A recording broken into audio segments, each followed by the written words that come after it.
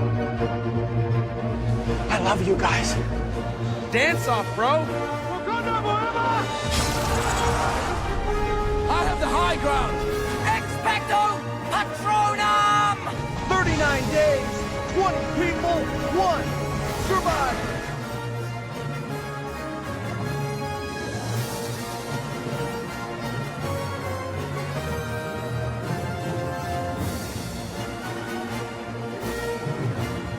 Tribe of Nerds. Hello, everybody. Welcome back to the Tribe of Nerds. Officially, we have our premiere on the Reality After Show. We're so excited to be here. And Kevin, Sarah, Cameron, and I, we are going to talk about our favorite movies today. So we're really excited. So to go over it, we're going to be doing our favorite comedies, horror/thriller movies, action movies, animated movies, and nerdy movies. So that's kind of the categories we're going to be going through. So without further ado, let's get into it. So we're going to start with our favorite haha comedies. To bring this up, some of our favorites. So my favorites, I have Hot Fuzz. So if you've ever seen the Cornetto trilogy of Shaun of the Dead, Hot Fuzz, World's End, with Simon Pegg and Nick Frost, those are, and directed by Edgar Wright. Those are some of my favorites. Hot Fuzz is by far the funniest of the three, and it's basically Nick Frost and Simon Pegg are these two cops. Simon Pegg's like the cop who's like super accomplished, but then he gets like relocated from the police station in London to like this really small town, and basically this small town is full of crazy people. I know what that's like. Yeah, and Hey. well, it's basically a cult that basically runs the town, and like they're basically killing anybody that disagrees with them. And You should be ashamed. Calling yourself a community that cares. Oh, but we do care, Nicholas. It's all about the greater good. The greater good. How can this be for the greater good? The greater good. How can this be for the greater good? The greater good. Shut it! so yeah, it's the town includes like Timothy Dalton, who was James Bond, I believe, at one point. Yes. Yeah, and so it's pretty good. I don't know if you guys have any opinions on Hot Fuzz or the Cornetto trilogy. I know I've seen Shaun of the Dead. I've not seen Hot Fuzz. It's so I haven't seen it either. I All also right. haven't seen it, but that's why it's on my list. This now. is a glowing review. We now all have something that we can watch. yeah, Perfect. yeah, absolutely watch it. I mean, at some point maybe we can do a watch party together, but yeah, so that's on my list, and then I have The Mask with Jim Carrey, and like it's that's always been something that's just like I've really liked since I was a kid. It's like a 90s movie that like it's at the height of Jim Carrey's career, where like that year he made like 3 movies. It was like that and Dumb and Dumber and Ace Yes. Ventura. Yeah. Yeah. Yes. And so Oh God, him coming out of the rhino's butt. all right, well I don't know that we want to clip that, but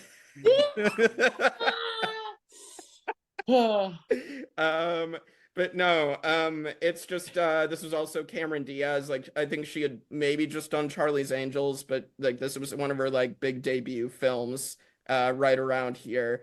And I think she did this first, but yeah, it's around Yeah. something about Mary that whole time. Yeah, so I mean, and she was like the it girl of like, you know, everybody's like celebrity crush back then. Okay. So Yes. like it's a great movie. I mean, like it's like when CGI was starting to get like super modern, and so like they were trying this out and they made it work. So I really like both these movies. So any thoughts on The Mask? It's smoking. Yes, Smokin'. It's It's green. iconic for sure. I love The Mask. I haven't seen it in so long. Yeah. I know I haven't seen I it in wouldn't forever. say I was one that there were a lot of people that were like Cameron Diaz was their like first crush and stuff. I Yes. must say, like, even as the raging lesbian I am, I never got on the Cameron Diaz like Really? crush train. Oh. Yeah. I was Mhm. more of like a Michelle Rodriguez from like Fast and Furious type girl. That checks out. Yeah. Yeah. Yeah. Yeah. It just unfortunately, Jim Carrey doesn't like to do very many sequels until Sonic the Hedgehog came along, and he did Ace Ventura and Dumb and Keep riding that Dumber. gravy train, buddy. Keep riding. Yeah. Keep riding it. Yeah, but unfortunately they did make a really bad sequel called Son of the Mask with Jamie Kennedy from Scream, and it just was not good. And I feel bad because it like basically tanked Jamie Kennedy's career. It's fine. It's fine. Listen, you win some, you lose some. It's fine. Yeah. So, but yeah, that's how we got. What are your favorite comedies, Kevin?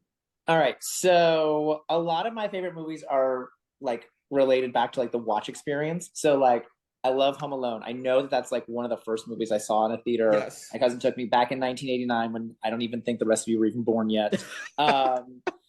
So like a lot of things are tied to that. Girls Trip and Knocked Up. I almost peed my pants in the theater watching those movies. Like they're funny, but watching with a group was so hilarious. But my favorite, like hands down, I quote it all the time with my other friends. It's Drop Dead Gorgeous. If you have not seen Drop Dead Gorgeous, I don't even know where it's like a cult movie. Like you have to like search for it to find it. It's so funny. It's the small town beauty pageant, and like Kirstie Alley like accidentally murders her own daughter. It's so funny. It's so funny. It's so good. The swan ate my baby. It's so good. It's so good.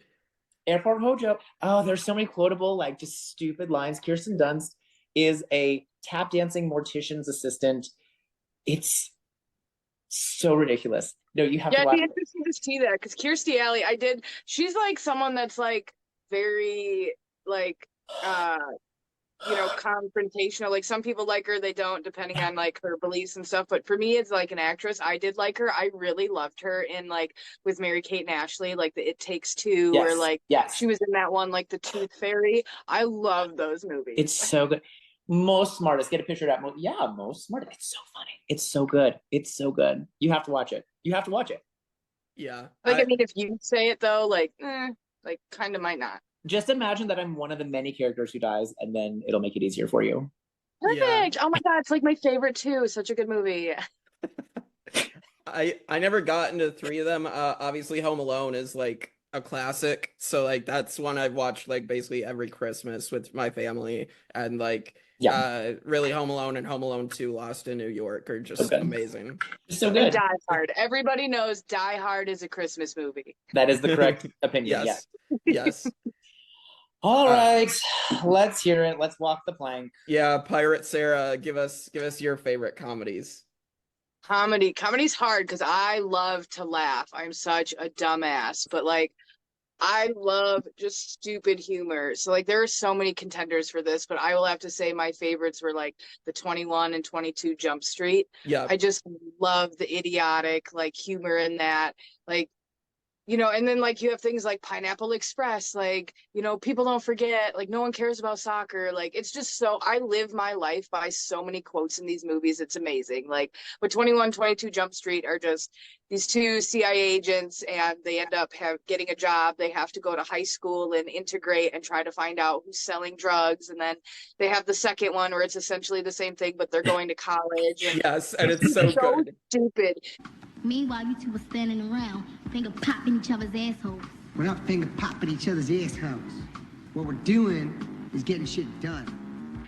Jonah Hill and fucking Channing Tatum together, I just can't help but laugh. And it, as much as it hates me, it reminds me of how dumb me and Kevin are. Because like, I just feel like it's just so good. I can't tell you how many times a week I quote to my wife. I want to be like, and then we're going to do Missionary. And then we're doing the one where I'm on top and you're on bottom.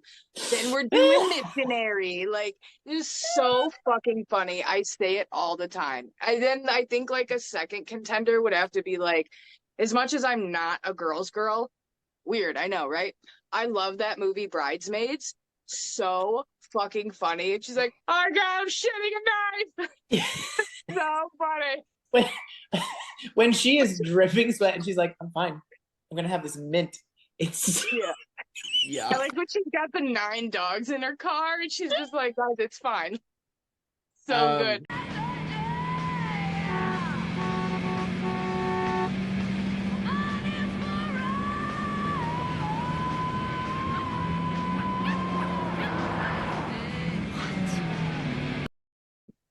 She's sitting in the As someone street. who hasn't seen Bridesmaids, this image that you've painted is so wild. Yeah, You have to watch it. There's a lady in a white wedding gown just shitting in the middle of like a New York street. It's happening. She's like, It's I happening. I can't stop it. All right. Well, we might have So to good. watch parties of some of these movies together because It's so fucking funny. But 21 and 22 Jump Street, I was there when the My Name is Jeff was born, the original Channing Tatum meme. And just like Ice Cube is hilarious as well, as their boss. The protective father, just the constant like the mean mug look, like what? Yeah. Like well, I love it. The funniest moment for me is I think in 22 Jump Street when like it's revealed that Jonah Hill like had the relationship or the sex with his daughter. This is what the fuck is going on.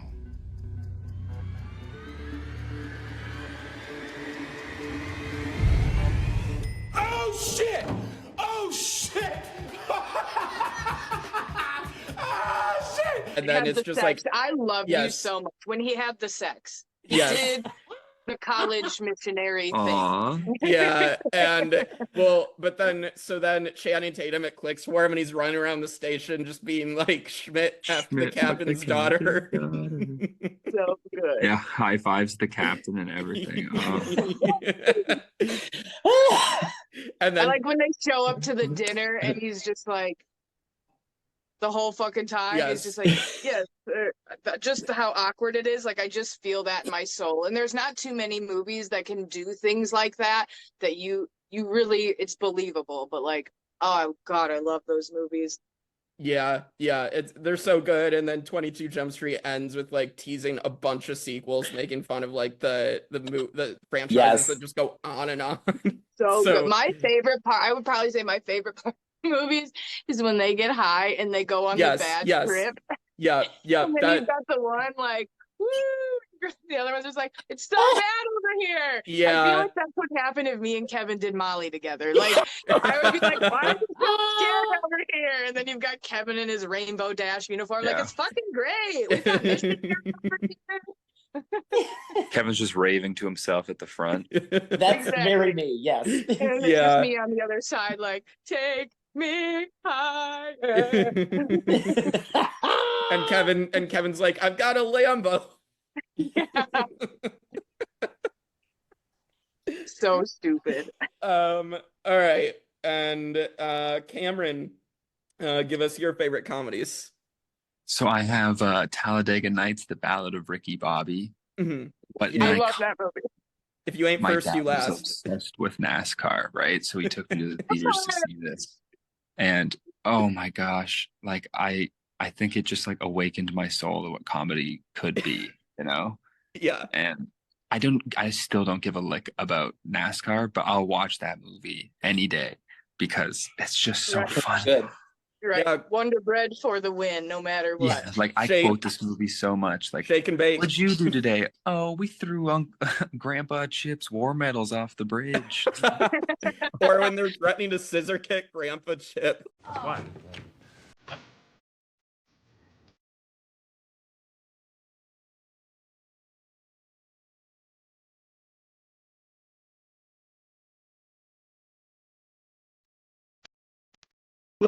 Yeah, poor Grandpa Chip really gets it this movie too. You like a spider monkey, old man. Yeah, fucking so good. The whole crepe scene in like the Ryan bar Reed too. There for a second. But no, it is a good movie. I think my favorite part of that movie is when he's like, well, there's 3 kilos of cocaine hidden in the rim, so you better get going. Just like, whoa, you can't don't do that to me. Yeah, but it ends up being Fruit Loops strapped to the bottom of the car, and he says not to like choke while he scarfs him down in the woods. Yeah. I think the thing I say the most from that movie is I don't know what to do with my hands. I don't know what to do with my hands. It's so relatable if you've ever been like on camera like that. Yes. Yeah, and you had a couple other ones, Cam, right? Yes, I did. My next one was Dodgeball. Mm-hmm. Yeah. Another you can classic. dodge a wrench, you can dodge a ball. Yeah. It's highly quotable, quoted on a daily basis, you know? Yep. Or is that because And- you're calling me the fucking dirty pirate from the movie? That's usually I mean, why. I'm not calling you that. You are that. I don't know what to tell you. Yard. If I ever have to go looking for buried treasure pirates, Sarah, you're going to be the first one I'll call. Perfect. I can find some booty, but for sure. You're And gonna be the Kevin, first so one that that he can I. dig up the hole. You're gonna be the first one I take with me, and then like sacrifice or ditch or Push leave in behind. the hole. Yeah, okay. See, it's funny And because then- I would use your back hair as a rope to get into the hole. So I feel like we need each other essentially. Oh, the unfortunate reality. Oh. That's how you control Kevin. You just hop on his back, pull his back hair, and he'll be controlled for you. My Or last Ratatouille one style. was Forgetting Sarah Marshall, but I'm gonna switch it because when we were talking about the mask, it reminded me of Ace Ventura. And Oh, yeah. I love Ace Ventura. Again, Alrighty then. Hear about Coming out of football. the rhino butt, Cam. 100%. Yeah. Cam would switch because of He would. He would prefer rhino butts for sure. No, not the second Ace Ventura. That one's good, but like the original is the Yeah. classic. Yeah. You know, for sure. basically Yeah. like a murder mystery, but not. It is a murder mystery, actually. Yeah. 'Cause that is Yeah. what it is. No It wonder really I is. like it so much. Yeah. Yeah, as we'll get to very, very shortly here. Yeah, these are all I mean, I haven't seen some of them, but they're all pretty good movies. So yeah, it's cool like how many different tastes we all have with that. Our next category is going to be the horror thriller category. So serial killers and any paranormal My stuff favorite. going on. Yeah. So my picks, I have to pick the original Scream. Like it's just so good. I mean, obviously the franchise has continued and they're all like none of them are necessarily like terrible movies, There's but not a like bad Scream movie. right. It's just like, but you look at all of them and the original Scream just head and shoulders just stands out above all the rest of them. Like it's honestly one of those movies that I would call a perfect movie. I can't really think of any flaws in this movie. I know like that's hard to like say, but I just think I'd have to rewatch to see if I agree with you completely. But I just that first opening scene is so good and just Yeah. like so different than anything we had seen at the time. Like scary movies? Uh-huh. What's your favorite scary movie? right. Yeah, I mean just because Drew Barrymore was supposed to be the star and then they Right, were we all like- thought Drew Barrymore was going to be the star of the show. yeah, and then they're like, nope, let's kill her off. Spoiler alert. immediately. Oh yeah, for like a Damn, 30-year-old movie, yeah. 30 years later, spoiler alert. But like, and then just like Skeet Ulrich as Billy Loomis and Matthew Lillard as Stu, like just so good. Obviously, Iconic, amazing actors. yeah. So I mean, it's just so many iconic quotes from that movie. Obviously, Jamie Kennedy as Randy is great. Nev Campbell, of course, as Sidney Prescott. I mean, just so much good stuff. Courtney Cox as Gail Weathers. David Arquette as Dewey. Like, just everybody works really, really well in this movie, and it's incredible. And then my other one was Nightcrawler, which is with Jake Gyllenhaal. Oh, yeah. And You so, talked about yeah. yes, so it's where he basically goes in as like a freelance journalist and just basically goes and does what journalists pretty much aren't allowed to do and just like goes to like murder scenes and like films people dying or like the end of the movie. Do anything to basically- get the story. Yes. And Yeah. so it's also with Renee Russo as well. She's like Ooh. yeah, so she's like the lady who runs this news station, and she's kind of a little bit corrupt because she basically allows like Jake Gyllenhaal, because he's like the sleazy guy. His name's Lou Bloom, and basically she allows him to like go on dates with her and just basically like convince her like of what he's doing is acceptable. And like by the end of the movie, he gets Riz Ahmed is in the movie too. He gets him as his cameraman and basically is like basically manipulating him the whole time. And when it gets to the end of the movie, he basically gets Riz Ahmed killed to film this like car crash with like a guy with like a armed assailant who like basically murdered cops in like a donut store. And so It's Donut is Hero. super How creepy. reminiscent of Pancake Man is that? yeah, Ryan Wayne. Ryan Wayne sucks. All right, Yet you're well, giving him screen time. We're talking about him, Right, so right. he's winning. yeah, right that's now. true. I don't even know who you're talking about. Who? Yeah, who? I don't even know. Right. Ryan Neo Wayne. I don't know her. But have you guys seen Nightcrawler? I Okay, assume Mariah. I have not. My friend is a huge Jake Gyllenhaal fan, Mhm. like off the charts. And so normally, like movies around that time, like I would have seen with her, and she did not wait for me. Like she needed to see that right away. Like, all right, cool. Yeah. Missed that one. His portrayal is extremely creepy because like you can see someone like this probably existing out there who would just sacrifice all his morals to get that shot to you know. Yeah, well, and the fact like the makeup makes him look so creepy as Lou Bloom, and then like there's literally a scene where he like this other news station is basically going to cover this, and he basically goes and he like cuts their brake lines so they crash and get sent to the hospital. But like right That's before a he good does, way to do it, though. yeah, but like he literally right before that, he literally after they like are going to a news site before him, he literally grabs the mirror and starts like screaming at himself in the mirror and like breaks the mirror. It's like this insane thing, and like Jake Gyllenhaal knows how to go from like calm to psychotic really quickly. So it just worked. But yeah, Kevin, what are your favorite horror thriller movies? I mean, obviously, I love Scream as well, like all of them. I really liked, so back in the day, I had DVR and I had HBO, so I just recorded a bunch of movies to like have on my DVR. And I recorded the movie The Strangers with Liv Tyler and like He recorded it on his camcorder. right. I set up the camcorder, the like 40-pound camera, and pointed right at the TV. No, but I remember I turned it off and I was like, oh, like this is boring. And then I realized like a half hour later, I was like, that wasn't boring. You were scared.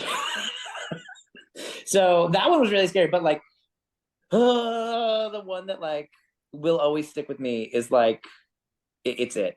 So like the original It, I remember being with Tim Curry. I remember watching the original It on TV, and I remember like I was at my aunt's house, and so it was me and my little brother and my two cousins, and they're both younger than me, or they're all younger than me, because the cousins are twins, so they're all younger than me by like 3 years. So I was just old enough to realize like this is this is not actually a kid's movie, even though there's a clown in it, even though there's a kid. Like this isn't a kid. So I like realized something is wrong, and the adults in the room are like all talking and not really paying attention, and I'm like, we should not watch this. And my little cousin, my little brother are like, no, it's fun. Look, it's a clown.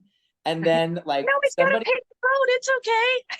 Somebody changed the channel like just in time for us to not see Georgie die in the original. And then they came back to it because it was on TV. They came back to it for some reason. Why did adults do this? They came back to it, and my little brother and my cousin are like, what happened to Georgie? Where'd he go? And I'm like, he died. We can't watch this. So like that stuck with me. And then of course the new one is like with Bill Skarsgård. Like, I still don't like clowns as an adult because of that, but like the way they took that and like that took that kind of like silly like early 90s aesthetic and like made it into like a very scary movie for now. Well done. Yeah, it was so still don't like clowns. It was so good. With you. Yeah, no, that movie was really good. I remember the first time I saw it, and it wasn't necessarily even the clown that scared me. It was like Tim Curry just has something about him that just pulls you in. You know, in every movie he does, he's a phenomenal actor. And then just in that first shot, when you see those teeth just start coming out, like that's what got me, was like the sharp teeth. And then like in the drain, when he starts coming through the drain with those big sharp teeth, I was like, I'm scared. I'm scared. No, I did not like clowns, and like I still don't like them, but I was like afraid of clowns like into my teens. I haven't seen either of the It's or any of them. Because when I was a kid, my mom loved reading Stephen King books, and I remember she was reading the book. My mom loved me. She didn't let me watch that shit. She loved me. To be determined, not she loves me. But she got to the end of the book and then just complained profusely that all the terror and all the scary stuff that happens in the book is completely ruined by the ending and him just being a spider. So I never ended up watching it because I thought I would only be Stephen King is disappointed. not good at endings. That's not the point. Yeah. The point is how serious before that. Yeah. So Yeah. Oh my god! And the new one, when they open the closet doors, they have to. You know they're going to open the wrong door, and it doesn't matter which one they open; it's going to be wrong. Oh, Yeah. It's like the whole time you're watching it, you know something's gonna happen. It's going to be just something like, terrible, and then it is something terrible. Oh my god! Yeah, they did such a crazy job with like the effects and stuff and like the makeup and all that for like even just Bill Skarsgård's too, like, and just Yeah. it's the mannerisms they get you with the eyes. Yes, the eyes where they the Like, lazy eyes and like it's so Moving on. Sarah, say something else. Sarah, say something else. Yeah, Sarah, it's up to you now. We all float down here, Kevin.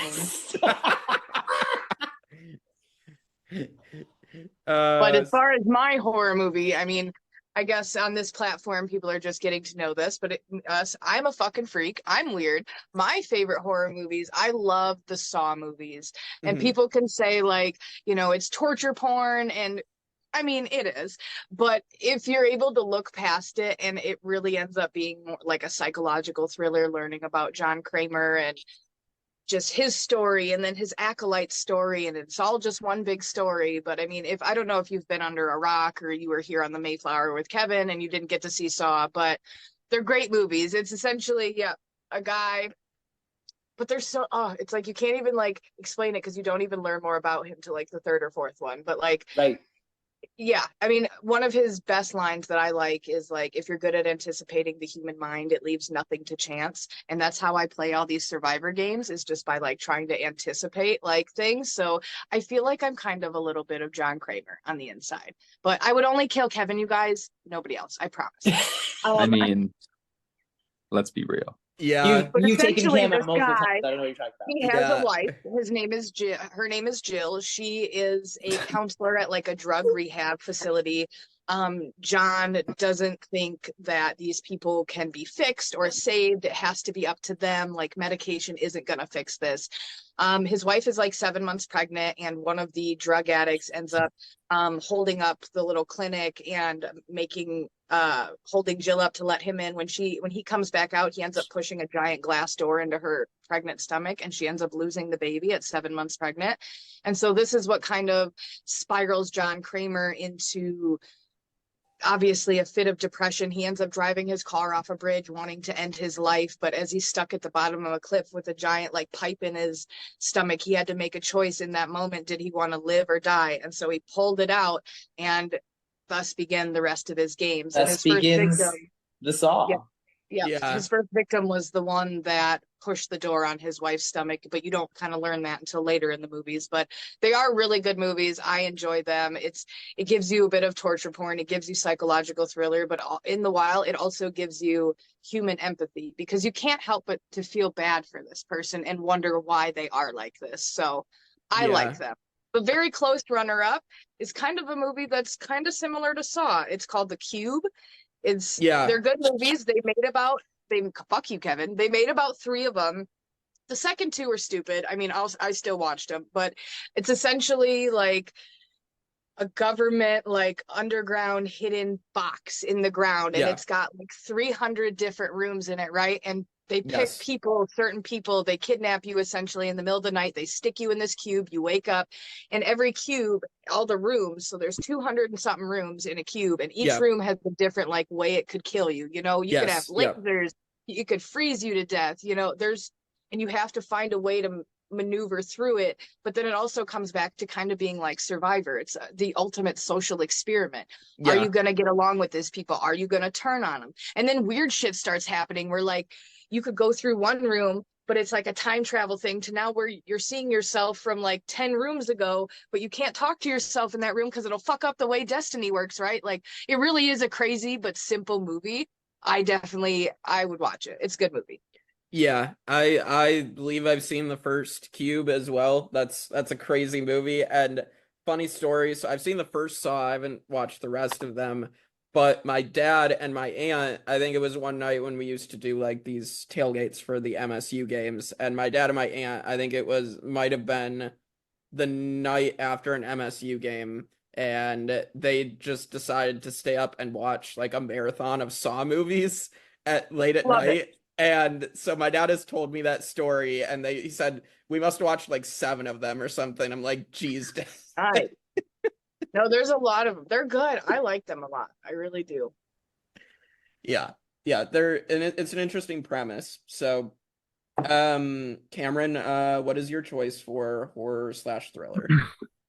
Well, I obviously have Scream 2 because not Scream 2, but Scream As well. 2 As well. Yeah. as well. Anyway, thank you, teacher Kevin. No, I love murder mysteries, and it's a slasher that's still kind of grounded. It reinvented like the genre and brought it back, and it doesn't take itself too seriously for something that is like super entertaining from start to finish. And the fact that it can be anybody is always super relevant. Yeah. And I kind of I've liked all of them so far, and the first one is obviously the best. We've talked enough about it, 3 of us have, so I'll move on to the other one. Yeah. Which I mean, is who the doesn't love original. to talk about Courtney Cox's shitty bang evolution? The bags that came to here. Yeah. Yeah, those are my favorite. The Joe Dirt bangs. The kindergartner who did them herself. Yeah. So what's the other Hey, one, Cam? I'm sure it's nice for her to look back at like literally her growing up through these movies too, though. Yeah. And somehow not dying through them, you know? Rest in peace, Dewey. Yeah. Right. But Sadly. also, while we're on Scream, I'll just say Scary Movie is also fantastic. Oh yeah, Scary Movie is a wonder. The first one is Take a my very strong wonderful- hand. Oh my God, Shut I up, hate Kevin. You would when he's say that. mixing the mashed potatoes is literally the worst piece of cinema I've ever seen in my life. It makes me so uncomfortable. No, I.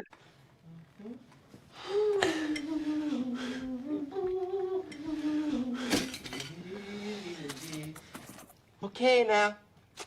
Dig in. I do not get grossed out because I will go to sleep and watch Saw. Listening to people scream as I fall asleep is music to my ears. But if I had to listen to that little hand mush around that food, I would throw the fuck up. I Kevin, cannot. we need to do a parody of Scary Movie 2 where Kevin's like that weird butler with the No. tiny. Oh my God, please. That's so funny. No, we don't. Oh. Don't give him ideas for December. No. I'm And gonna then- wake up to him in his fucking like, I don't know, some weird costume next to my bed, like, Sarah, it's time for breakfast. I can never stay Stirring at up- Kevin's house Stirring now. up scrambled eggs before I cook them, like it's time for breakfast. Take the strong spoon, Sarah. Let me use Scoop it my out onto your strong great hand. tiny hand. So stupid. All right. Yeah. Your next So movie, yeah. Cameron. Then I have The Thing, like the original The Thing. I had a friend that I grew up with who was like obsessed with it. So he made me watch it, and we watched it all the time because it was just, I don't know. At the time, it wasn't like scary enough for me yet. Like it was just palatable enough that like I could enjoy it, you know? And like the thought of being isolated in this group and you don't know whose turn, because like there's very minimal things that can determine who is like infected by whatever the heck this virus is. But yeah, I love The Thing. Again, another murder mystery kind of situation where who done it, who is it, and absolutely fantastic recommendation if you haven't seen it. Watch the original, and the remake is also very good. I know I've seen the remake. I'm trying to think if I've seen the original. I don't remember. I know They're I've seen kind of connected too. You'll see. I'll have to check those out, actually. All right. So let's move on to part 3, our action movies, our boom boom. Without the Michael Bay. Explosions. Yeah. So my pick for action movie is gonna be Top Gun Maverick. I like the original as well, but everything like 40 years later into Top Gun Maverick, just everything they did with the sequel, the unawaited sequel, just everything was so much better. How technology's evolved, and the fact like this movie was filmed right before COVID but came out during COVID. And like they just found a way to still do practical effects. I mean, it helps that you have Tom Cruise, who's always going to go for practical over, you know, super visual effects heavy. but it just was so good. The emotions were right there, especially with Iceman and Val Kilmer, like, you know, bringing in his real life struggles into the movie. Val is amazing. Yeah, I loved him in Tombstone. That was like around when Kevin was born, early 1800s and stuff, but just It's fantastic. actually Tombstone is what they chiseled our birth certificates on. It was like they had a full double digit. Yeah, like Yeah. slaps and stuff. Kevin's How do you original carry best that friend was around all the Leonardo time? da Vinci. I have good taste. What can I say? Yeah. But yeah, it's just, I mean, this was my number one movie of 2022. I did a ranking of all the movies I saw that year, and this was for sure number one. It just Fun fact about that movie is in that movie they play Jerry Lee Lewis's Great Balls of Fire, I believe. Yeah, they And do a callback, yeah. yeah, I worked for Jerry Lee for a couple years. I was his photographer, so it was a pretty neat Well, thing. that fact got less fun then. It's a good time. And I love that they brought it back for the remake too. I think that was really neat. Yeah. It was or the sequel, it's not a remake. Yeah. But no, it was so good. And like even bringing in the new cast, I mean Glenn Powell, now like a rising star, like he was obviously really good as like the new Iceman, I guess you could good say. casting. So, They could have just fucked it up and threw anybody in there, but they didn't want to just make it anything, you know. Well, and Glenn Powell toes the line between being this cocky asshole and like still really likable. So like that's the fun part. So him as Hangman is it was though? really Is it? Because that sounds like Kevin, and I'm like, I hate him. So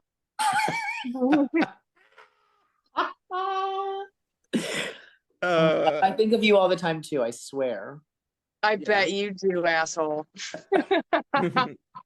But every time you feed your turtles, you're like, oh, Sara could use my back hair to strap her a pair of sea turtles.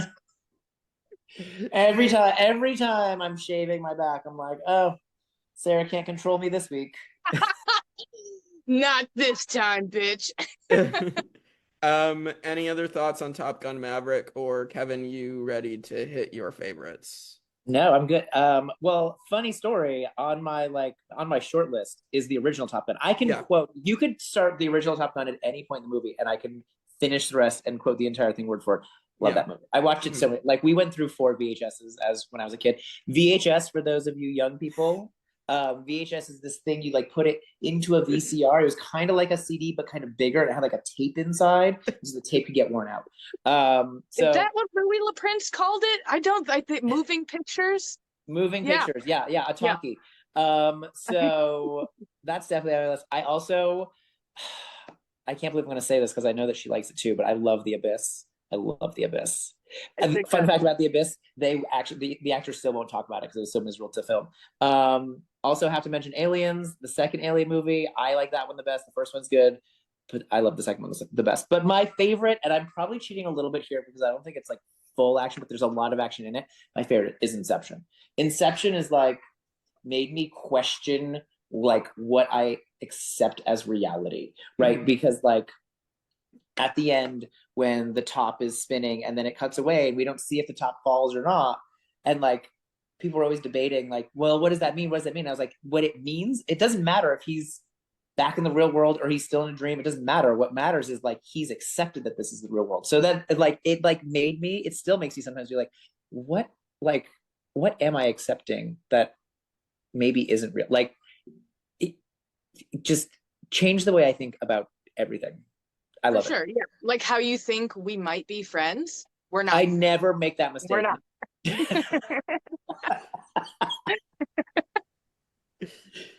And okay, so what are we doing? We're doing psychologicals now? We're doing it's action pirate. Action. Action. Okay, well, I made a call back to it earlier, but as I am a product of the 1990s, I will have to go with the Fast and Furious movies, even though they got kind of stupid in the end. You know what I mean? They might have drug it on a bit too long. Those first couple were just pure 2000s nostalgia.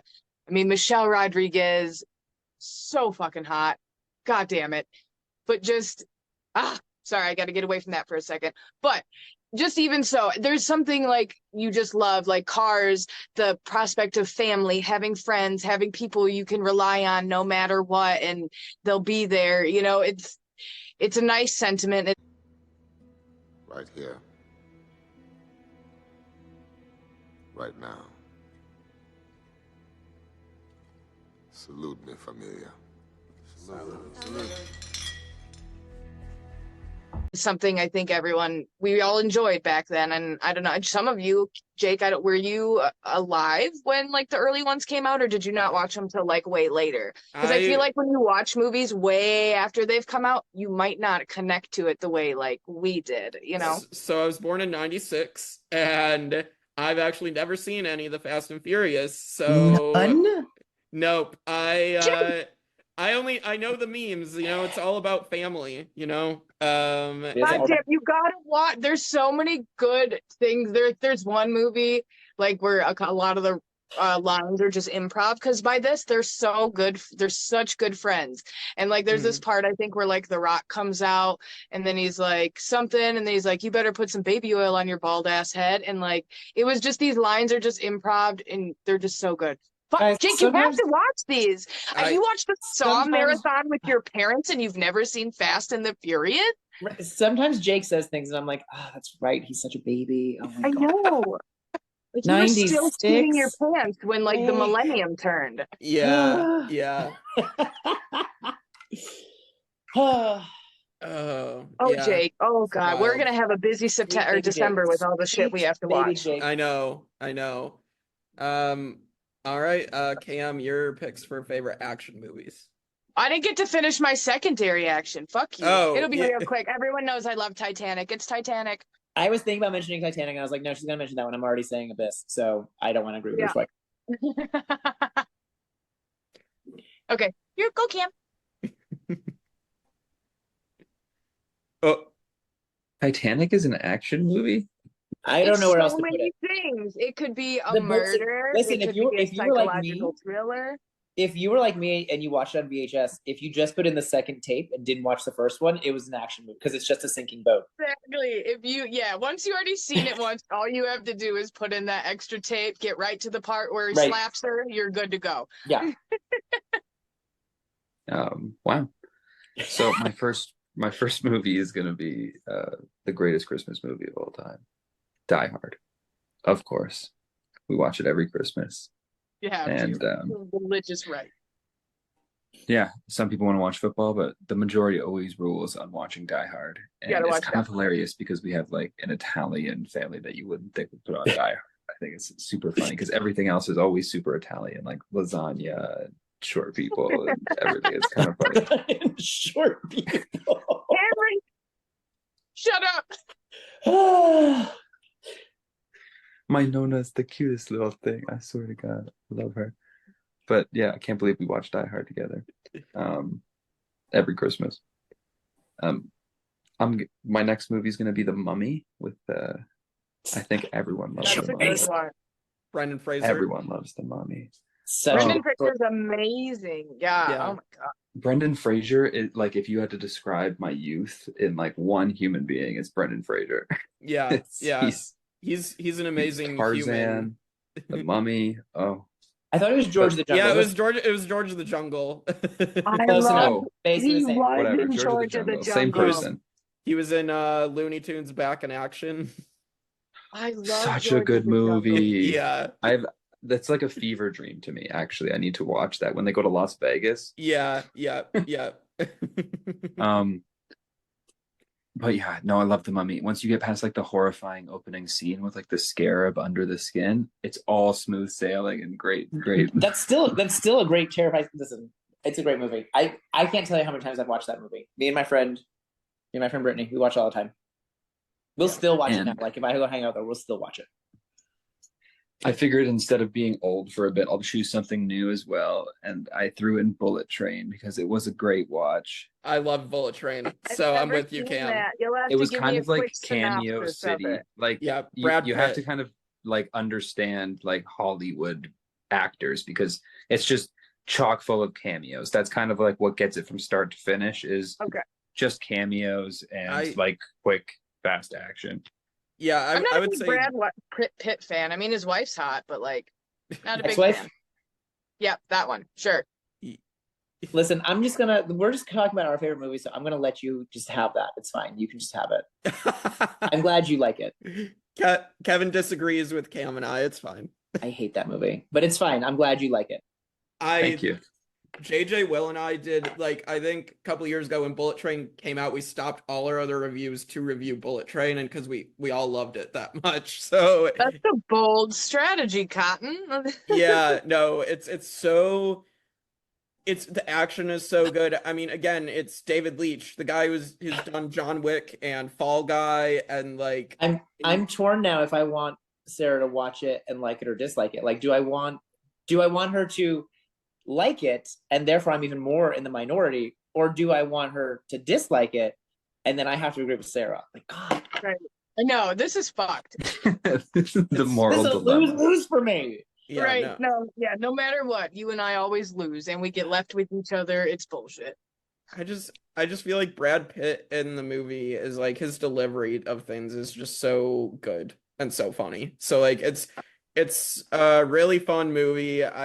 Sense. It's fine. Keep going. Yeah, I'm glad you like it. I'm so happy for you. Yeah, right. Isn't Brad Pitt? Says the guy who likes he the one that's Endgame more into than Infinity War. Scientology, or is that the other? I like Endgame better. Most than of the Infinity world War. did. Cam. Yeah. We'll get to that later. Is Brad Pitt the Scientologist, or is that the other one? That's Tom Cruise. Tom That's Cruise. Tom Cruise. Yeah. Okay. All I can think of is whichever one it is on Oprah's couch. Like, I love her. That's all I can remember. All right. So yeah, half of you are probably too young to remember what I'm talking about, but clearly Kevin knows what I'm talking about. I know exactly what you're talking about, but I just love that you weren't sure if it was Tom Cruise or Brad Pitt who did it. Yeah. Could have been either one. Yeah. All right. Well, let's head to the field of animation because we're talking about animated movies. And really excited for this one. So for me, I am gonna pick Pokemon the first movie, and like as someone this was from the 90s, so I watched it when I got old enough to actually watch stuff and remember stuff. But just like this made me a fan of not only Pokemon, but more specifically Mewtwo. Mewtwo is one of my favorite like villains in any media because he is this completely, you understand again where this character is coming from. Because he's been so horribly mistreated by humans, and just like the lengths he goes to, you completely understand, even though it's like a horrible way of him going about it. But just like, for sure. But that's the nice thing about it is a children's movie, but it's made to make you think that like things that we deal with as children, as adults, that just having empathy, that even though people don't look the same, you still treat them the same. Yes. Like, just because you might look the same, or the whole clone thing and they're forced to fight, like it doesn't have to be that way, like it really, it has a great message, the entire movie. I am such a Pokemon fan. Yeah. Also a Pokemon fan, sorry. No, you're good. Like what was so interesting about this first Pokemon movie, because I also grew up watching like the first Indigo League and everything. Yes. And it's like the villains you're dealing with, like Team Rocket and Giovanni, are not like evil people. You know what I mean? Like it's all fun and explosions and Pokemon having fun and fighting each other, and it's not all serious. And then you get to this movie and it's grounded in real, and like they're like abusing Pokemon, and it shows like it in a completely different light, which they don't really touch on in like nowadays of Pokemon. It's back to like marketing to kids, but at the time this was like above the standard. Yeah, well, and with it drops like one of the hardest lines of all time, going back to that message of being like, I see now that the circumstances of life are irrelevant. It only matters what you do with the gift of life that determines who you are. But not until they set aside their differences did I see the true power they all shared deep inside. I see now that the circumstances of one's birth are irrelevant. It is what you do with the gift of life that determines who you are. Like exactly, yeah, and that's something clearly we can get delve into my life a different time, but that right there is something that I took very personally, that like it doesn't matter where I came from, it matters what I do with it. So yes, exactly. So Kevin, any thoughts on the first Pokemon movie?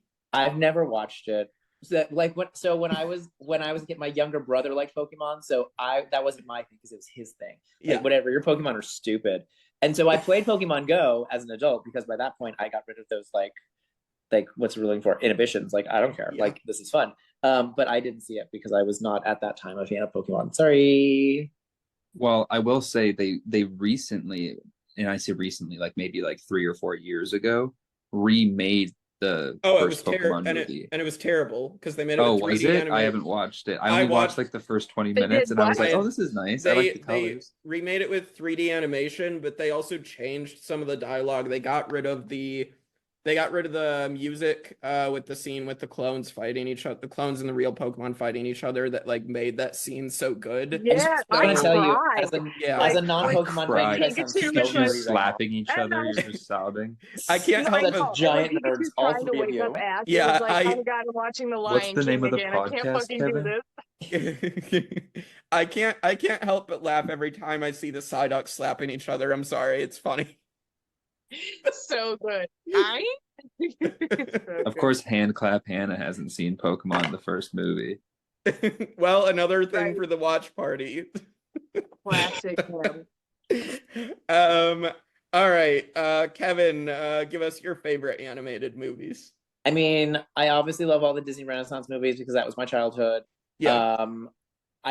We can't talk about animation without bringing up the Spider-Verse movies. Those are so good, and I think we're in the process of like changing what animation can be, in large part because of those movies. I have a penguin tattoo. I love Happy Feet, but I mean, my favorite is the Lego. I mean, I have Lego right there. I have Lego right there. I have Lego. It's my classroom theme. I love the movie, and like I love the the message of it is so great.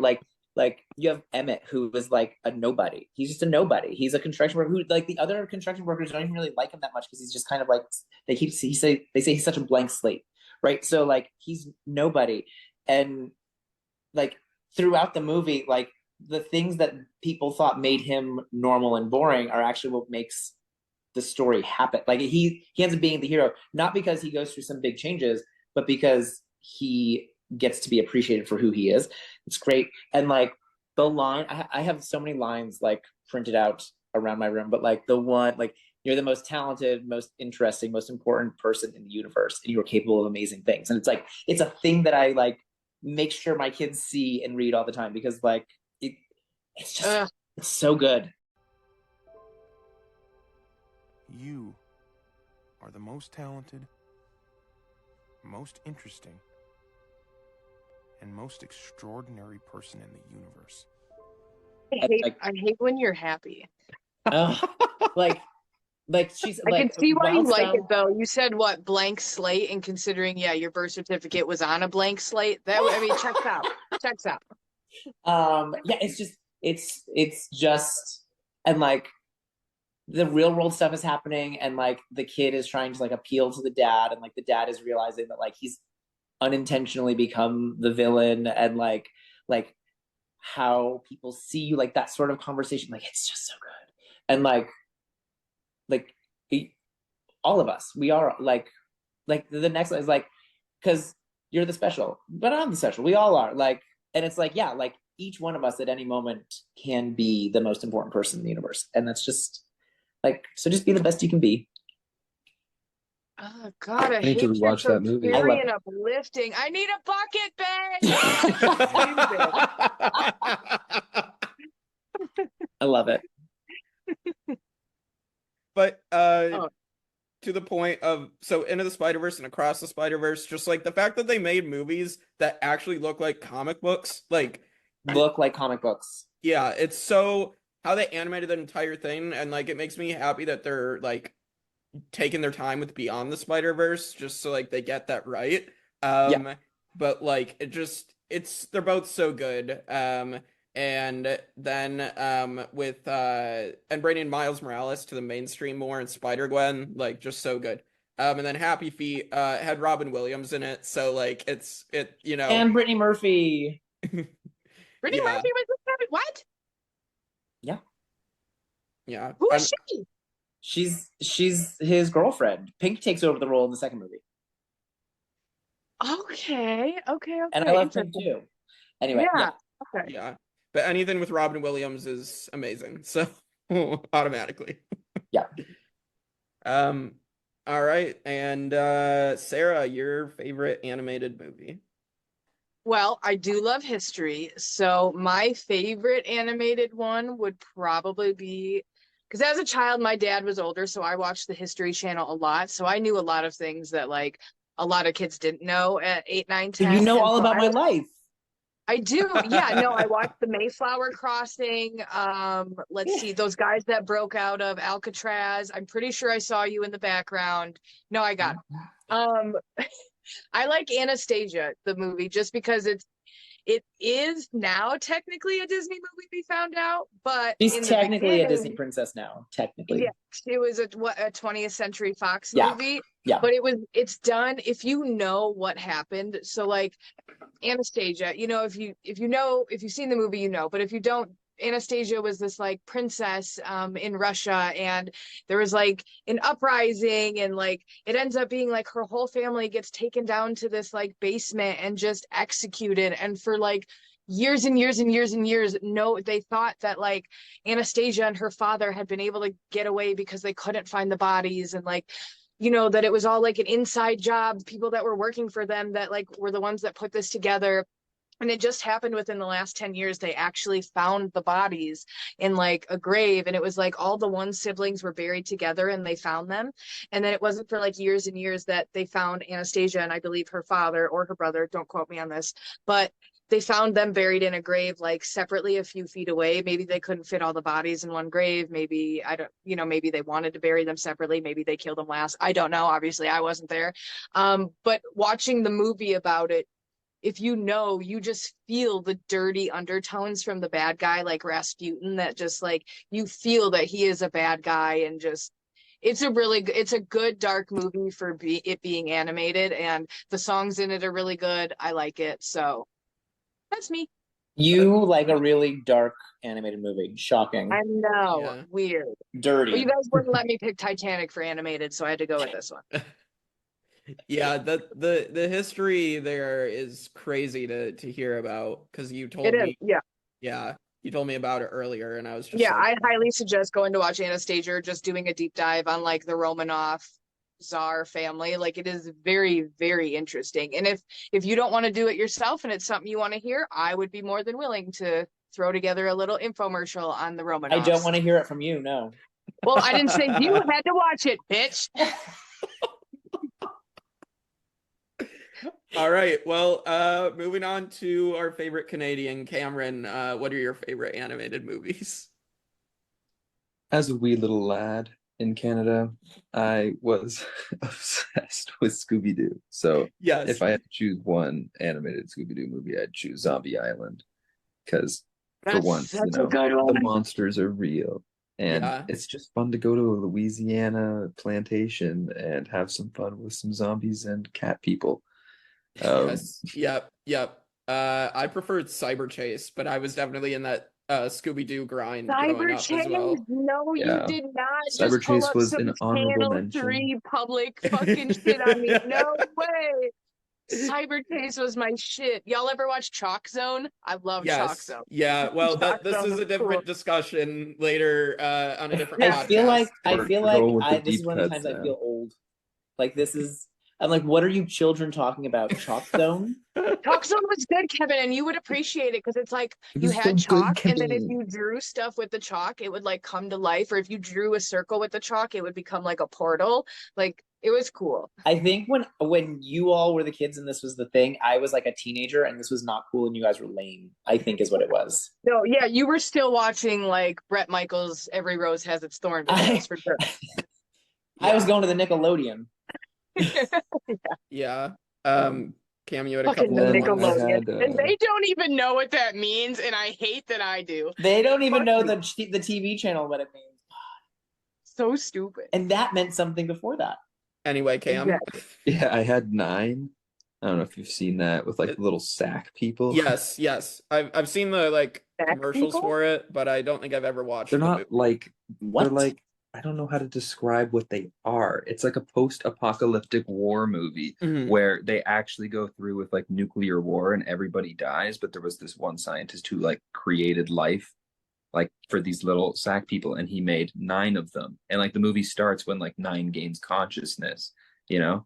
So there's like 8 others who are kind of like scattered around who are all completely different versions, and like he's the perfected kind of final version before the scientist died and to the nuclear war. But they're I'm like tiny, sketched they're out, but tiny also little, like like very intrigued. brown sack people that are like This sewn sounds- together. This sounds very interesting, but also very strange. Yeah, That's what I'm saying. Is like Cameron, it's you dark. got it. Like it's a dark animated movie, but it like for the year it came out, it's like a marvel. It's beautiful and Being a marvel. It's crazy, Yeah. yeah. And he doesn't Well- have like a voice box either, so like a lot of the stories told through like the other ones that he meets that tell him about like what's been going on, and you know, a lot of them do perish. I'm intrigued. I can't say that I know. I don't know that I would also like it because it might be too weird, but I am intrigued. It's not too weird. You I did say guarantee you, people you'll look it perished up at or the watch a end, trailer, and so- you'll want to watch the movie because it is very interesting. All right. Yeah. Well, I'd be curious. That's Good. probably the weirdest thing that's been said today. So maybe you should For send those us all that the know, link they'll for be that. like, "Oh my God, 9 was so good." I guarantee it. Yeah. And then you had All one we more, gotta think Cameron. about is sack people now. Like, What is that last one that I put down? That you had Soul. Oh, right. Soul is I went great. for another Soul recent is one. an amazing one. Yeah. Like recently, I don't know why, but jazz has been really good recently to me. Yeah. So that movie was really great, and the message is great. Like Yes. follow Yeah, your dream. And Pixar. I think it depicted death and life very beautifully. Yes. Yeah. Agreed. Pixar makes good movies most of the time. Like most of them are hits. So like Soul was really good, as you said, Cameron. I mean, the message and just like talking about life and death, and I mean it's and it was the first to feature a black lead, one of the first animated movies, or at least one of the first Pixar movie. The Princess and the Frog was Disney, wasn't it? Well, that was Disney, yes. So I guess that might have been the first, and then But I know that like the animation team really went to like realistic depictions of these characters, and I believe like a lot of people really appreciated the lengths they went to. Yes. And of course the lead character is voiced by Jamie Foxx. So Oh, he is? yeah, it is Jamie Foxx, yeah. So Good for him. I had no idea, and that's what it should be like in in voice acting, right? Of course. You don't get that from like some of the big Hollywood actors who just do their regular voice. I didn't even know that was Jamie Foxx. Yeah, he did a really good job. All right, and then our final category is of course the nerdy category. We have to finish with who we are and talk about our favorite nerdy stuff. I know Kevin's gonna bring this up anyways, but let's just bring it up. Avengers Endgame. I mean, the fact that like they built up to a finale, like 10 years of build up to this crazy finale of like just nothing will ever replicate that feeling again in the theater of like watching Captain America pick up Mjolnir and everybody cheering, and then the portals sequence. It's just so incredible. Avengers!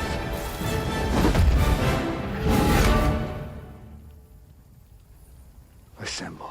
Infinity War was great as well, but like I saw Endgame twice opening weekend. Yeah, it's. I mean, it's also on my short list for nerdy movies. It's so good. I love it. I like get misty eyed when like as they're all lining up. It's like I'm such a like at least I think of myself as being such a hero that like to see like the heroes are winning. It's just like so satisfying. Like not just the heroes, like the heroes that like have earned it. Yes. You know, it's so good. It's so good.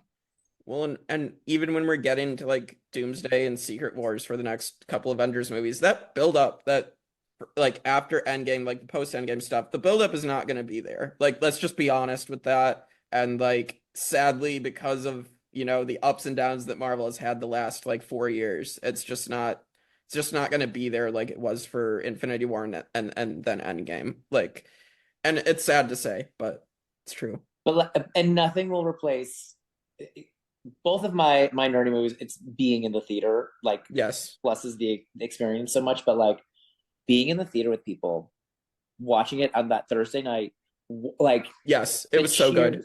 The gasps, the like, all of it, it's so good. It was so good to be there. I went to see it twice opening weekend, and the second time, like there was a like old couple, like grandparent, old white hair, and I like switched seats with them so they could be more towards the middle because I had already seen it once, and like it was just so like everyone was there and they loved it. It was just so great. It was so great. It was a movie experience that like you didn't think you would ever actually have. Like it seems like it was a movie experience that could only be depicted in movies, and then we had it, and you'll never get that again. You know? Yeah, that was my 20... especially like that year between Infinity War to Endgame. Yes, like yes, that was like leaving Infinity War feeling the way you felt after such like an amazing movie, and then ending it like that to make you linger on it for a year. Oh my! And the way they deliver on every front, they leave you to linger on it. And in the first few minutes of Endgame, they kill Thanos, and they leave you with like there is no solution. 5 years later, and so then to do that, like I remember sitting watching Infinity War and being shocked, and then I remember seeing like Thanos die and his head chopped off, and but what's gonna happen? Like what? Yes, yeah, it was shocking. It was so good, so good. It was. See, the only reason I'm super excited that they're doing whatever Doomsday is because Joe and Anthony Russo are back, and they know how to handle a ginormous cast in an unbelievable task. So I believe that they can do it. Yeah, I'm glad that they're back. You know, as much as like it's crazy, you know, it's an interesting decision to bring back Robert Downey Jr. now playing Doctor Doom, but you know, I do trust the Russo brothers, and the head writer Stephen McFeely is back as well. So what I'll say is they wouldn't bring him back if it's not going to be good. You know, I just hope, the only thing I hope for is that there's not some kind of mask come off and all of them are like Tony kind of thing. I don't want that to happen. Like I want him like to not even be related. Like his mask should be welded to his face. He doesn't even need to take it off. You know what I mean? Yeah. We'll see. But I have high hopes, and I think they'll do it tastefully. But I just hope there's not like a, oh my God, Tony. Should we call you Panic at the Disco? Do you have high hopes? Yeah. I have. And then my other two movies. So I did 2 Star Wars, and I did Empire Strikes Back because it is just this iconic movie. I mean, obviously, rest in peace, James Earl Jones recently, but just the iconic line of "No, I am your father," and I want to get that right because it's not "Luke, I'm your father." It is "No, I am your father." Obi-Wan never told you what happened to your father. He told me enough. He told me you killed him. No, I am your father. So that line, I mean, just cinema history right there, and I would say it's like a perfect movie except for the fact that Luke and Leia kiss. That's the only, but that's the only part of that. Yeah, that's something that George clearly started a rising of some kind of stuff on some sites. Yeah. And then I had Revenge of the Sith, which is the last of the prequel trilogy, and obviously the prequels had a lot of things wrong with them. And Revenge of the Sith is not a perfect movie, but like for me, like to have it be like the last movie to like finish the story of showing how Darth Vader became Darth Vader, and just like there's so many memorable moments. They did such a good job with like the fight choreography in that movie, and just like, you know, the acting, the performances of like what they wanted these actors to do as these characters. Like Ian McDiarmid as Palpatine is so just fun, and just like this, he takes great glee in being evil.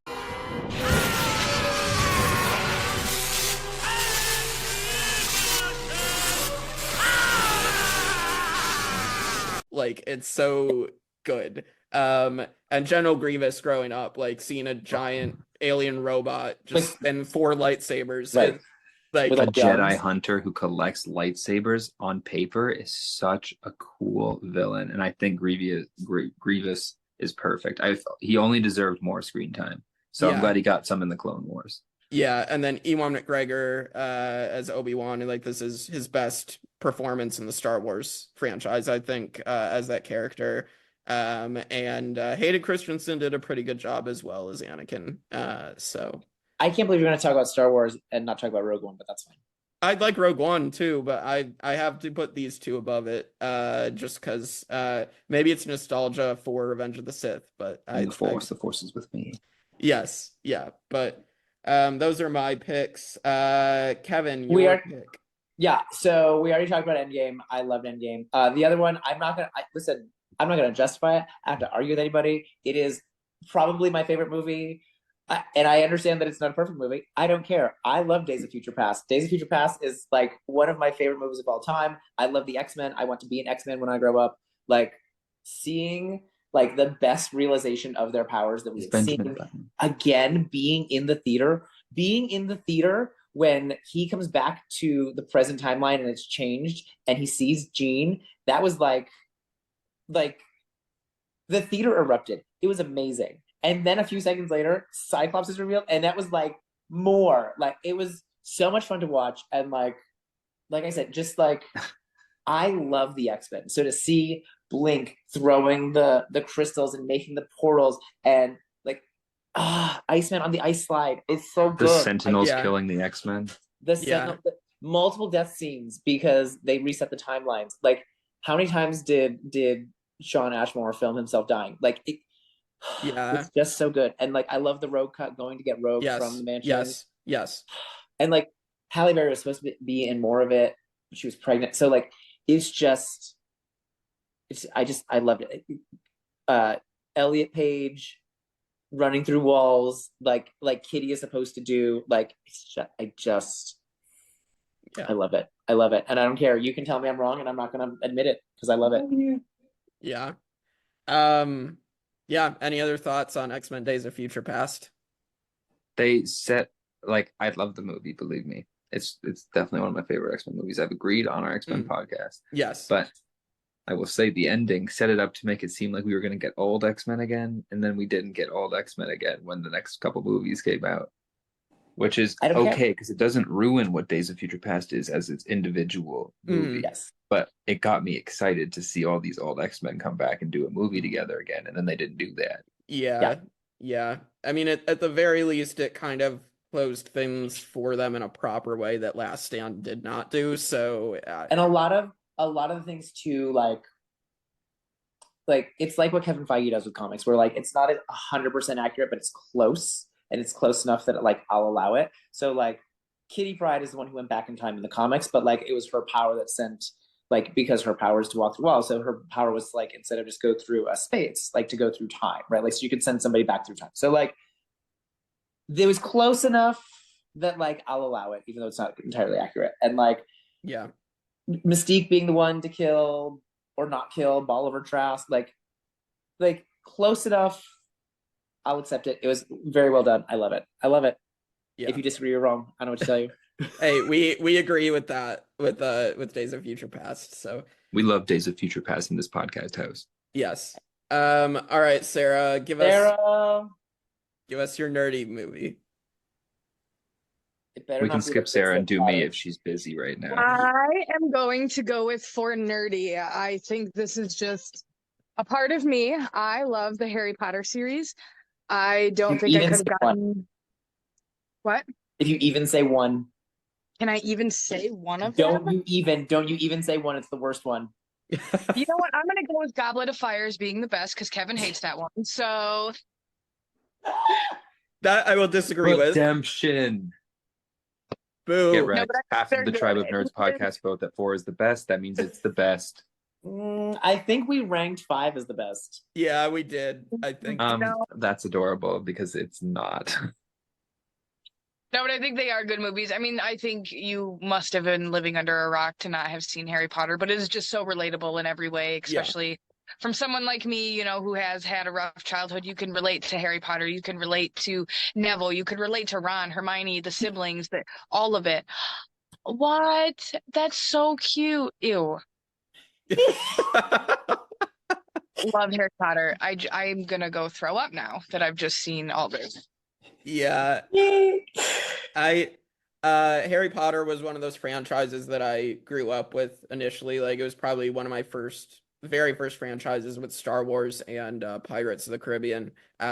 So it was just fun covering it with you guys and getting to rewatch it because I hadn't seen them in probably at least like 5 years. So all right, Cameron, hit us with your options for the best nerdy movies.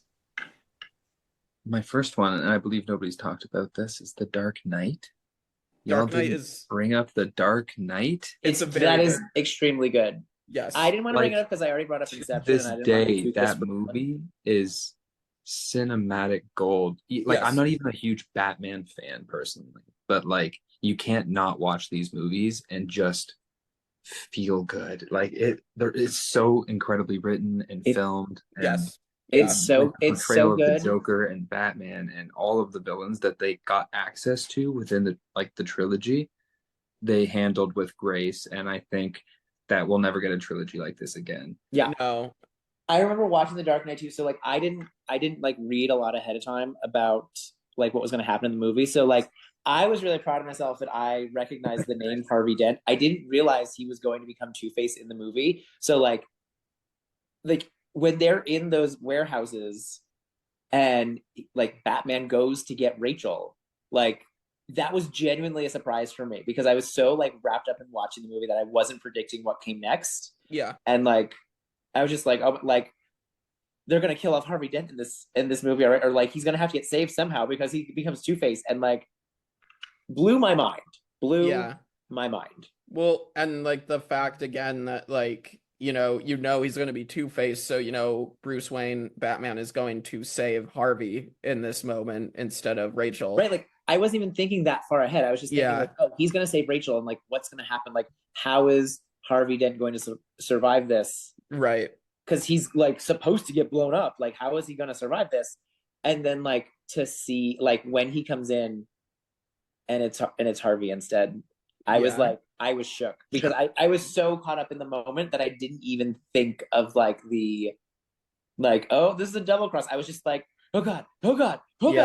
Yeah, and we have to mention Heath Ledger as the Joker. It one of the best portrayals of any fictional character in any sort of media. It's so good. Why so serious? What that kind of proved at the time is like when Heath Ledger got cast in the role, nobody was happy that Heath Ledger was cast as the Joker. They're like, how is this guy going to be the Joker? Yeah. And he was amazing.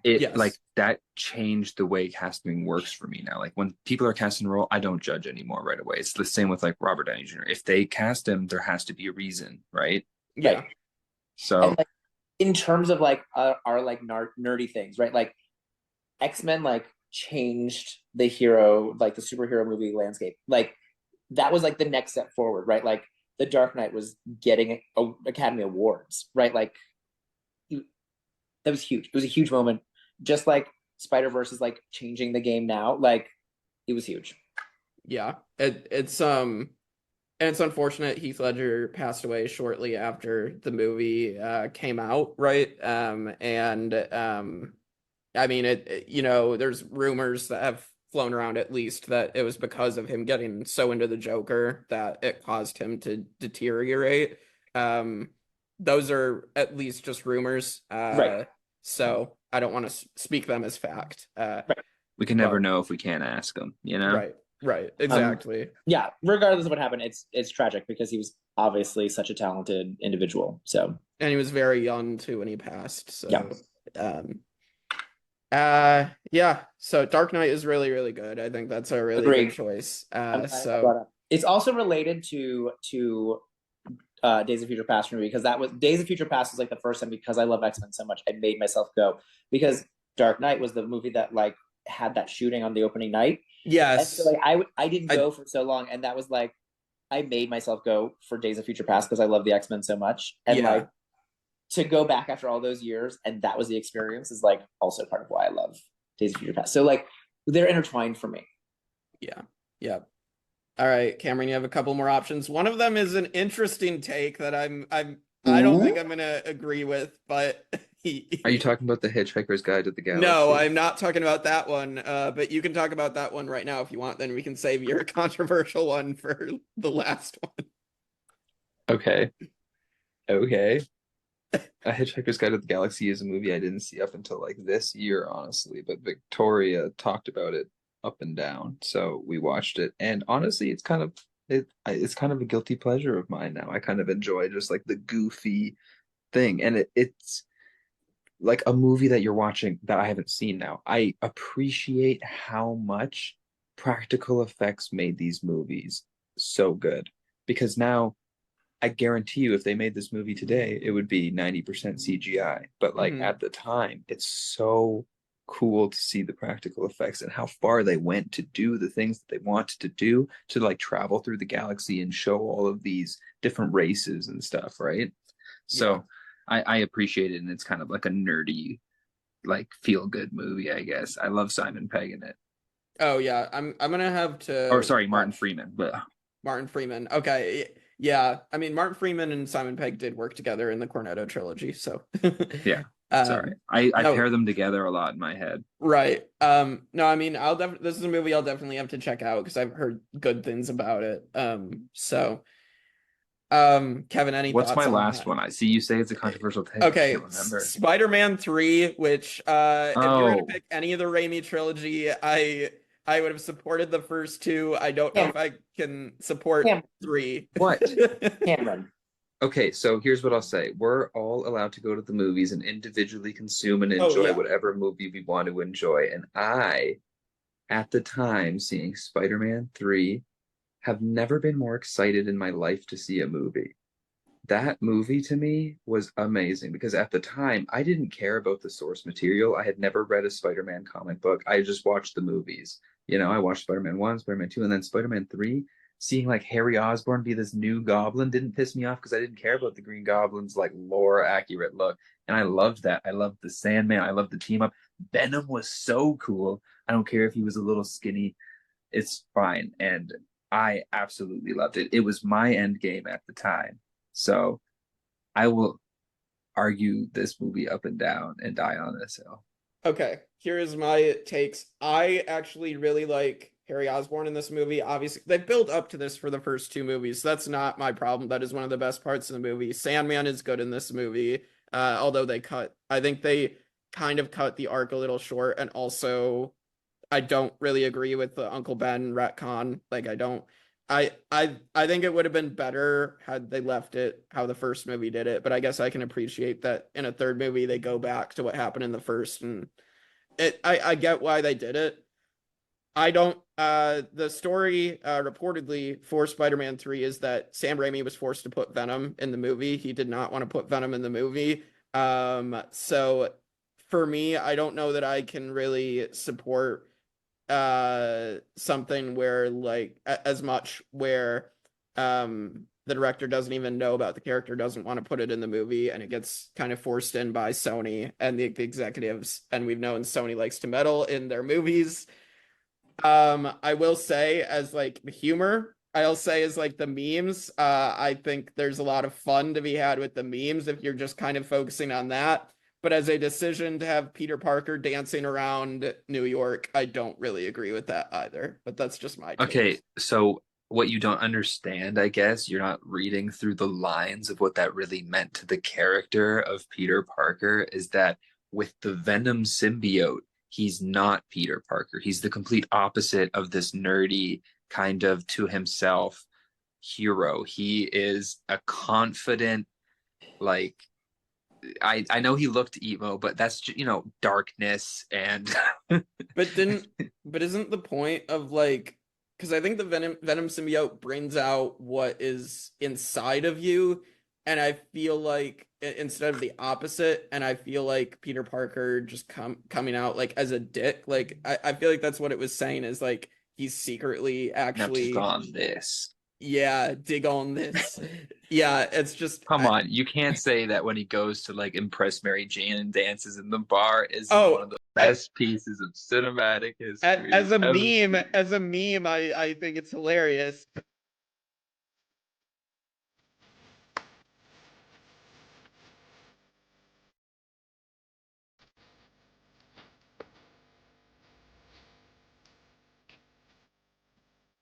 but as like actual like comic book goodness, I don't think I can We're go not with allowed to it. have fun in movies anymore. I Like literally that was say fun. if I sit there and watch it as a meme, then I'll laugh. I will have fun with it. So Spider-Man 3 Okay. is not like the worst movie I've ever seen. I will have fun with it, and I guess that's what's important is having a little bit of fun. So I think it was just the right amount of ridiculousness to go with the seriousness of the film. yeah, I mean, to be fair, Sam Raimi obviously does a lot of corny stuff, especially in the Spider-Man trilogy. Like there's a lot of corny humor, but like the first two I think did it better. But anyway, Kevin, you're rearing to talk about this, so Cameron, what? I love you so much. I really I do. I do. I watched this movie at home. I didn't watch it in the theater. I watched it at home. And I walked away. Like it wasn't entertaining me. Like I have eventually throughout time seen the whole movie, but never in one sitting because I can't make myself do it. So like I'm very sorry. I'm glad that you liked it. I'm glad that you had a good time. It was not the same. Maybe it's the fact that you didn't watch it in its entirety and I you just watched it couldn't like do a it. I couldn't do patchwork. it. I couldn't do it. I just like What do you mean? It lost my attention. Yeah, It's I mean, so good because he's forced to lose Mary Jane, and it all seems so forced though. It seemed like just Yeah. that's what the writers wanted to happen, so they just wrote that in. It didn't seem like the actors wanted to do this. It didn't seem like the characters wanted to do this. It was just like, no, you have to.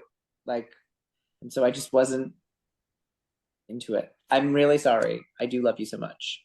Yeah, we love you. in the evolution of comic books, you hit a point where you have to have like a character shift, and like you knew that Harry Osborn had to become evil eventually. So I was fine with that. They built up to it. They built yeah, up and so like the thing is that I'm pretty sure that's what happened in the cartoon from the 90s too. So like that's fine.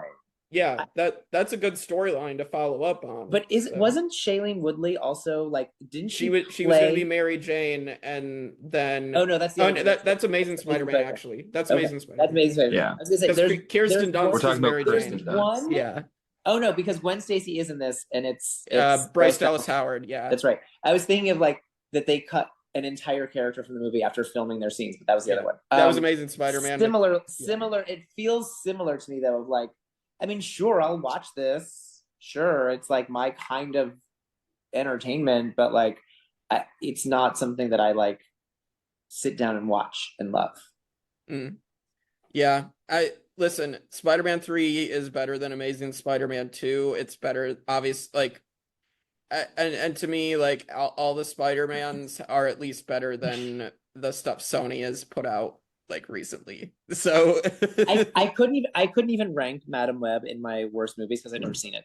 Yeah, I haven't either. I've just watched YouTube reviews and I don't intend to watch it. I already watched Morbius and suffered through that movie. It's Morbin time. Yeah, it's Morbin I've time. never seen that one either. Don't.